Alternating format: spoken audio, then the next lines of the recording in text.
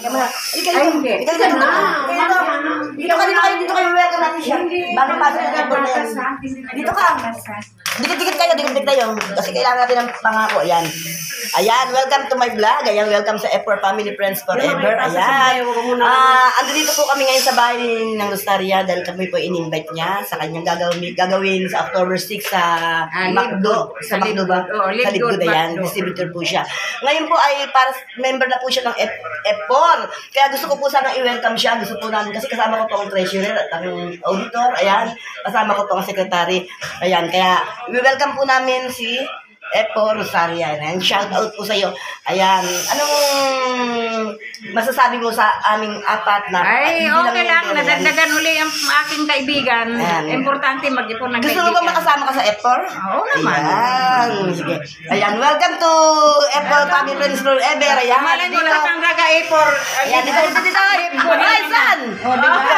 Dito, walang... Kumapit ka dito, saan? Anim na buwan.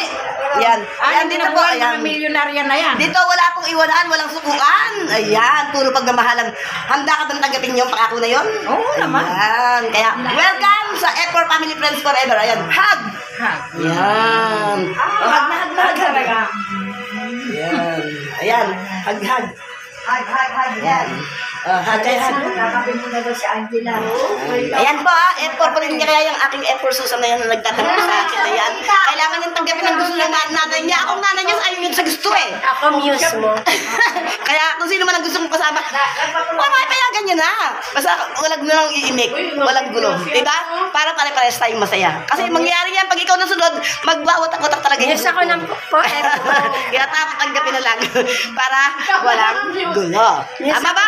Tama ba? Ayan. Sumagot ka, tama ba? Tama. Yan, sige. Okay na sa'yo? Okay. Okay. Nanalo siya Sana ka, te. Oh, sige.